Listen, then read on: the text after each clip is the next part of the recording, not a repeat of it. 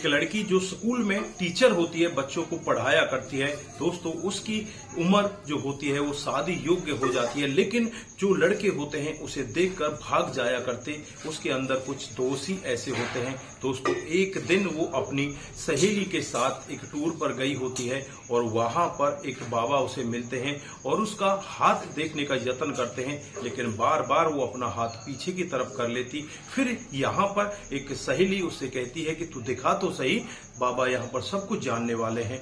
और फिर यहाँ पर बाबा जब उस लड़की का हाथ देखते हैं और उसके कान में कुछ ऐसा कहते हैं, उसके बाद ये लड़की जो करती है कभी किसी ने कल्पना भी नहीं की थी दोस्तों। अगर आप लोग भी पूरे मामले को डिटेल से जानना चाहते हैं तो वीडियो को जरा सा भी स्किप ना करें, लास्ट तक वीडियो को जरूर देखिएगा दोस्तों। आगे बढ़ने से पहले हमारी वही रिक्वेस्ट की जो हमारे चैनल के साथ नए हैं, कृपया करके चैनल को फॉलो कर लें, बेल आइकन को जरूर प्रेस करें। नमस्कार, जय हिंद। आप देख रहे हैं एपीएच न्यूज राहुल रावत के साथ। दोस्तों, आज की जो हकीकत की घटना आप लोगों को बताने जा रहा हूं, पंजाब में एक क्षेत्र पड़ता है जालंधर और इसी का बस्ती बाबा खीर थाना क्षेत्र पड़ता है।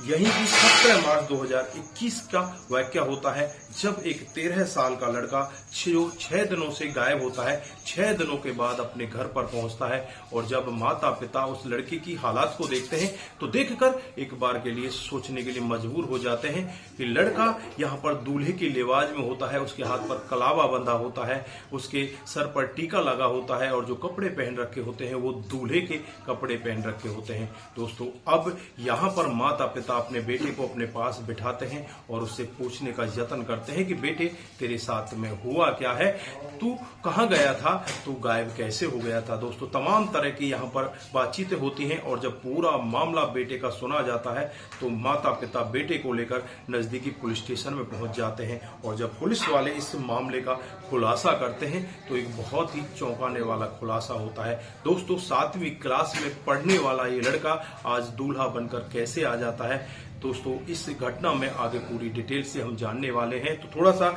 हमें इस घटना के लिए फ्लैशबैक में जाना पड़ेगा दोस्तों। जो ये लड़का होता है अपने माता पिता का इकलौता होता है। माता पिता बहुत ही ज्यादा गरीब होते हैं, गरीब होने के बावजूद भी माता पिता चाहते हैं कि हमारा बेटा पढ़ लिख कर कुछ अच्छा बन जाए। उस सब के लिए वो तमाम तरह की कोशिशें करते हैं और एक अच्छे स्कूल में इस लड़के का एडमिशन करा दिया जाता है। इसकी एक टीचर होती है, वो इसे पढ़ाया करती। दोस्तों, एक दिन का वाकया होता है जब ये टीचर टूर पर जाती है और इसकी सहेली भी इसके साथ जाती है। तो यहाँ पर जो इसकी सहेली होती है वो कहने लगती है कि तू अपना हाथ दिखा दे, ये बाबा बहुत ही पहुंचे हुए हैं, इनको अगर तू अपना हाथ दिखाएगी तो तेरे सारे कष्ट दूर हो जाएंगे। यहाँ पर वो बार बार अपने हाथ को पीछे की तरफ खींच लेती तो फिर बाबा यहाँ पर उससे कहने लगते हैं कि बेटा, अपने हाथ को दिखाओ तो सही, क्या छुपा हुआ है इसमें। दोस्तों, फिर वो बाबा इसके हाथ को देखते हैं और इससे कहने लगते हैं कि तेरे अंदर तो बहुत बड़ा दोष है। और उसके कान में कुछ ऐसी बात कहते हैं। उस कान की बात को सुनकर फिर यहाँ पर एक प्लानिंग बनती है और प्लानिंग के तहत ही जो ये लड़का होता है जिसकी उम्र 13 साल होती है, 7वीं क्लास का छात्र, अब यहाँ पर ये मैडम इसके घर वालों से कहती है कि तुम्हारे बच्चे को मैं फ्री ट्यूशन दूंगी, इसे मैं फ्री पढ़ाऊंगी, तो मैं कोई भी पैसा देने की जरूरत नहीं है और इसको मैं अपने पास अपने घर पर ही रखूंगी। दोस्तों, माता पिता को भी बहुत ही अच्छा लगता है कि यार एक बोझ तो तुम्हारे ऊपर से हल्का हुआ, तुम्हारे बेटे की पढ़ाई हो जाएगी, वो उसके पास ही रहेगा और वहां पर खर्चा भी तुम्हें कुछ नहीं देना होगा। इस तरह से माता पिता बहुत ज्यादा खुश होते हैं। लेकिन यहाँ पर ये जो लड़की होती है वो अलग ही प्लानिंग कर रही होती है। यहाँ पर ये अपने घर उस लड़के को लेकर जाती है और यहाँ पर तैयारियां शुरू हो जाती हैं, एक शादी जैसी तैयारियां यहाँ पर शुरू हो जाती हैं। हाथों में मेहंदी लगने लगती है, कंगन बंधने लगते हैं दोस्तों, ढोल नगाड़े बजने लगते हैं। इधर इस लड़के को भी ऐसे ही तैयार किया जाता है जैसे एक दूल्हे को शादी के लिए तैयार किया जाता है।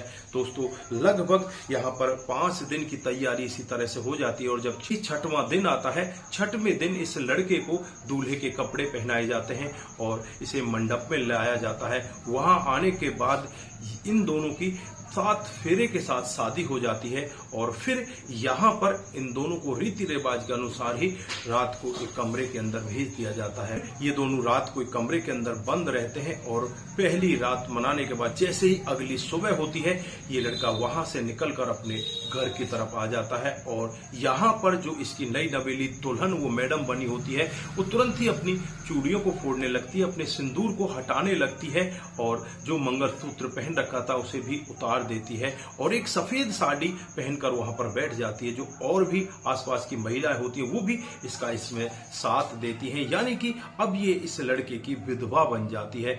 दोस्तों अब यहाँ पर जब बच्चे के बारे में माता पिता को पता चलता है, बच्चा ये पूरी कहानी अपने माता पिता को बताता है, तो बच्चे को लेकर वो नज़दीकी पुलिस स्टेशन में पहुंच जाते हैं और जो वहां के डीएसपी होते हैं गुरमीत सिंह इस पूरे मामले को देखते हैं। वहां पर पंचायत का आयोजन किया जाता है और पंचायत इकट्ठी होने के बाद आपस में लोग वागों की बातचीत होने लगती है कि ये लड़की मांगलिक होती है और मांगलिक होने के कारण इसने ऐसा किया है।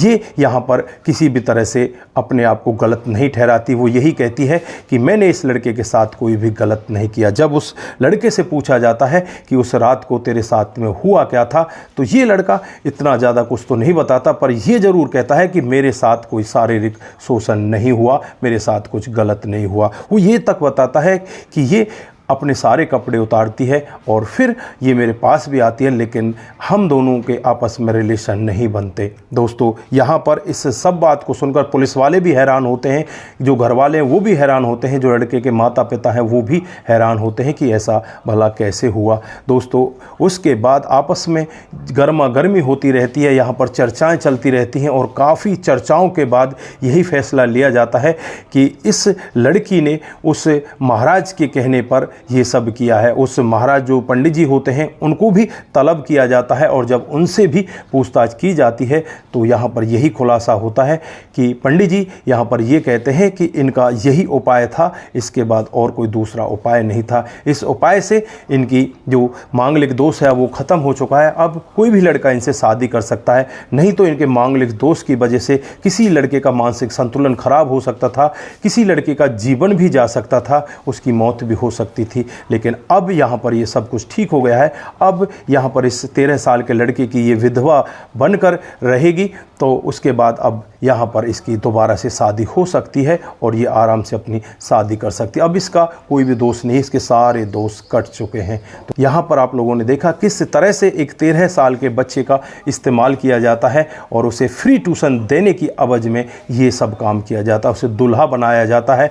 फिलहाल के लिए ये मामला वहीं पर थम जाता है। जो गांव के लोग बाग होते हैं, आपस के इलाके के लोग बाग होते हैं, वो सभी इस मामले को वहीं पर थमा देते हैं। वो कहते हैं कि इसमें किसी भी तरह की कोई हानि नहीं हुई है। अगर इस लड़की का यहाँ पर ये मांगलिक दोष खत्म हो गया तो इसमें कोई बुराई नहीं है। तो दोस्तों आप लोग यहाँ पर क्या कहना चाहते हैं? क्या किसी बच्चे के साथ ऐसा करना चाहिए था? वो ठीक था या गलत था? आपकी जो भी राय है एक बार कमेंट बॉक्स में ज़रूर दीजिएगा। दोस्तों आज के लिए बस इतना ही, फिर मिलते हैं किसी नए मूड के साथ। तब तक के लिए आप अपना ख्याल रखें, परिवार का ख्याल रखें, सतर्क रहें, सावधान रहें। नमस्कार, जय हिंद, जय भारत।